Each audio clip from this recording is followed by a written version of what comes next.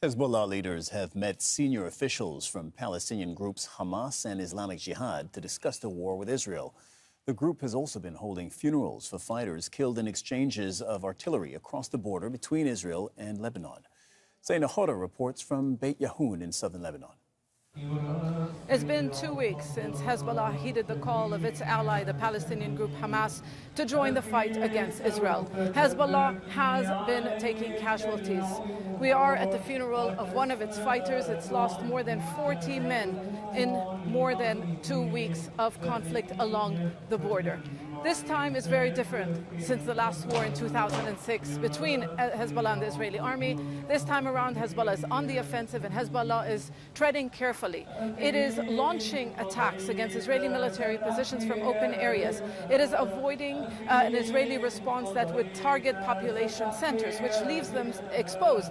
At the same time, the Israeli drones, surveillance aircraft are in the skies over the border area all day long.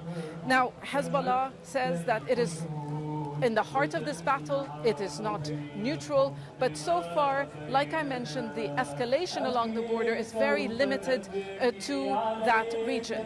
Hezbollah's Secretary General meeting leaders from the Palestinian groups Islamic Jihad and Hamas.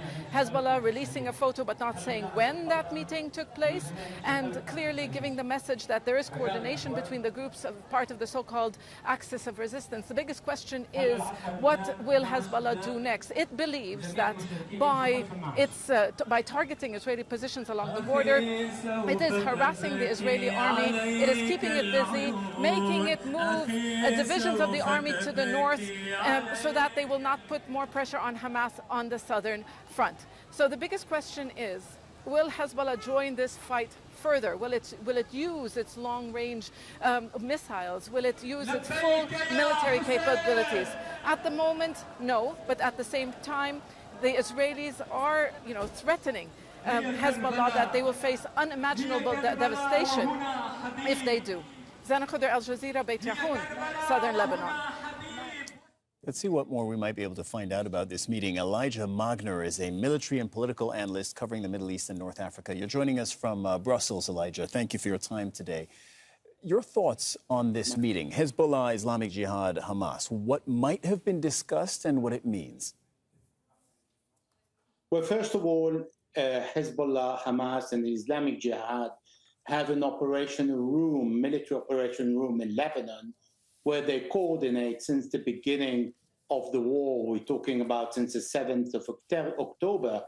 And we have seen how Hezbollah is sometimes, occasionally, operating also with the Palestinians on the border, where the Palestinians have taken many casualties.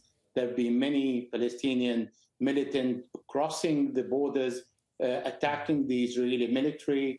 And the discussion between the leaders is extremely important on two levels. The military level is a coordination to what is going on in Gaza, and Hezbollah is also acting as the eyes and the ears of Hamas from the outside, because Hezbollah's capability in drones, communication, and electronic system offers a huge support to Hamas inside Gaza and to the Islamic Jihad. Secondly, on the political aspect, there might be discussion on slowing down the Israeli invasion because of the pressure, the axis of the resistance, the involvement or potential involvement of Iran, the United States and other countries in a wider conflict. There is a possibility of coming up to a ceasefire. All that is negotiated among the political leaders, not the military inside Gaza. This is why these leaders need to meet and coordinate their future action, and in case the conflict escalate, where they would go and what measures they would take and what the size of their involvement is going to be, because Hezbollah is already involved in a war and has so far taken more or less 30 to 35 people who died in fighting Israel and by the Israeli drones. But as you say, Hezbollah are already involved in this war. However, everybody I've spoken to, and that includes our correspondent, has suggested that Hezbollah doesn't want at this stage a full-scale war with Israel. Do you have any read on what their red lines might be? Red lines which, if crossed, would thrust them into a higher intensity conflict with Israel?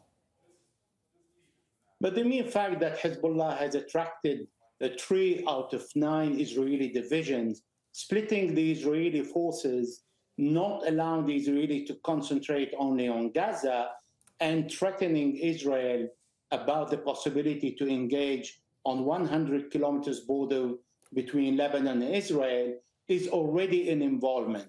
Now, Israel is not realizing, and it doesn't guess, if Hezbollah is going to attack from the west or from the east or from the middle. That's why they have evacuated, an indication that Hezbollah is giving to the Israelis, allowing them to understand that the ground invasion or the ground attack on Gaza can trigger further escalation where Hezbollah can break the border. This is why the Israelis have created 2 lines of defense, taking very seriously the threat that's coming from Hezbollah and thinking that the Hezbollah special forces, who are several thousands, deploy along the borders, that they might break the borders and come in, particularly when Hezbollah blind the Israelis by destroying all the cameras and the radars. So how long Hezbollah can go? I don't think Hezbollah is going to go on an all-out war, because there is an idea trotting now that Israel is standing down on a general invasion of Gaza, because it doesn't want to be further involved in going to a cemetery and a trap that is waiting inside the city. Elijah Magner, military and political analyst on the Middle East. Thank you very much for joining us.